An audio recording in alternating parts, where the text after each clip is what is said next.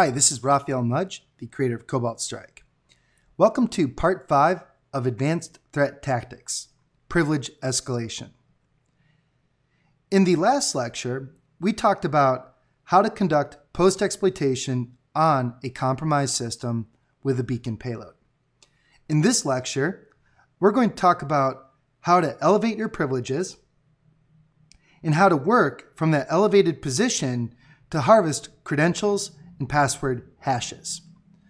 We're going to cover user account control and give you some background on what's going on there. We'll go through the privilege escalation options in Beacon. We'll talk about one of my favorite offensive PowerShell scripts, PowerUp. We'll talk about credential and hash harvesting, and we'll talk about the use of Mimikatz in Beacon. So let's start this discussion with user account control. In the old days, the world of Windows XP, it was possible to think of an account as either an administrator account or a non-administrator account, okay? You either had those rights or you didn't. Things changed in the world of Windows Vista. Windows Vista introduced a collection of technologies called user account control. One of the things in this collection of technology is the concept of process integrity level. In Windows, it is possible for a process to run in one of three integrity levels. High, which means administrator rights, medium, which means standard user rights, or low, which is a process with restricted rights. The key thing to know is that a user may be an administrator.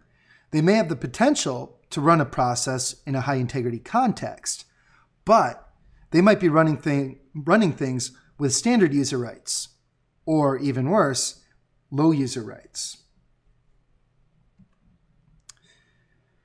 So to learn a little bit about your user and which groups you're in, one of the things I like to do is whoami/groups in a command shell. This will tell you which groups you're in and which integrity level your process is at. If you see medium mandatory level, that means medium integrity. Low means a low integrity context. And low is primarily for a protected mode browser. And high, of course, means a system administrator rights. Okay, in this post-Vista world, a few things to know about administrator accounts. The SID 500 user, the local administrator, the things this user does will run in a high integrity context, always, okay? Other users who are administrators, by virtue of belonging to an administrator group, the things they do will run as a standard user by default. So most of their processes will run in a medium integrity context, okay? Now, if they want to do something privileged, they have to run a new process in a high integrity context. And that high integrity process will have the full collection of their rights. If you want to assume the rights of an administrator from medium integrity to high integrity, that is a situation you have to elevate out of. Okay, that's a great segue to talk about the privilege escalation options available in Beacon. To go from a local admin in a process in a medium integrity context to a local admin in a high integrity context, use bypass UAC, okay? That's Beacon's command to perform the elevation, and it works in Windows 7, works in Windows 8.1, and so far, as of when this video was cut, it works in 10 as well.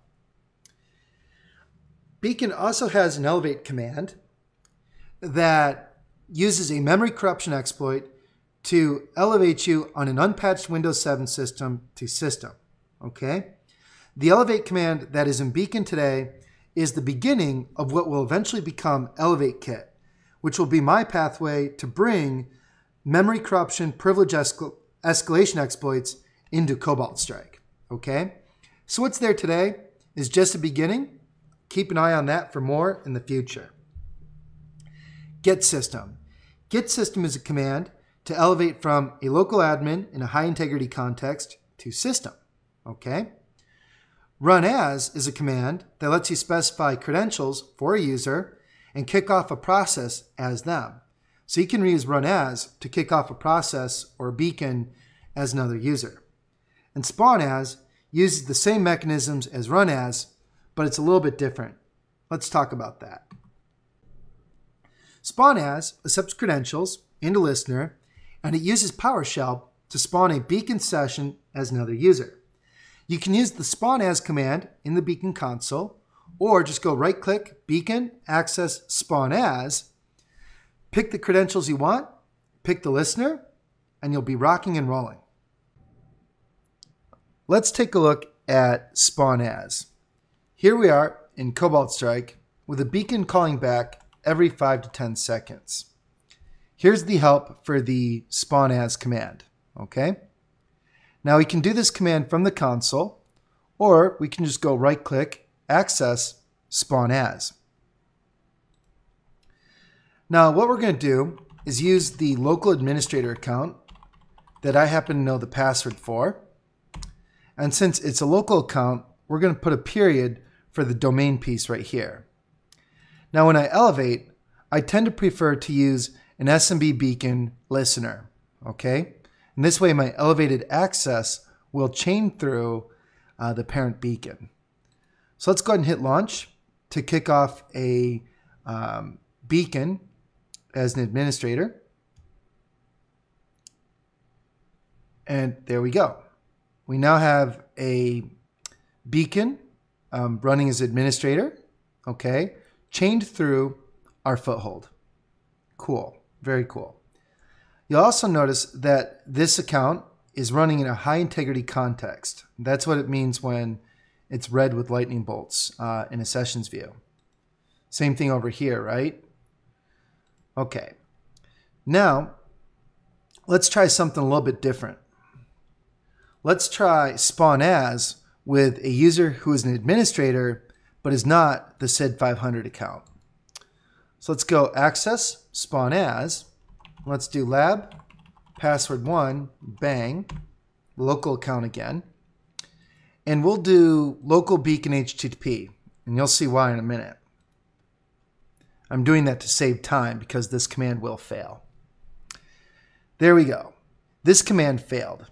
And you may be asking, why? Why, oh why, Raf, did it fail? Well, error code 267, if you look it up in Microsoft's list of error codes, you will see it has something to do with unable to read the current directory. That's because the lab account will spawn in a medium integrity context. And right now, we are in cuser bday documents. So if we do this, change over to the C drive, and then do spawn as again,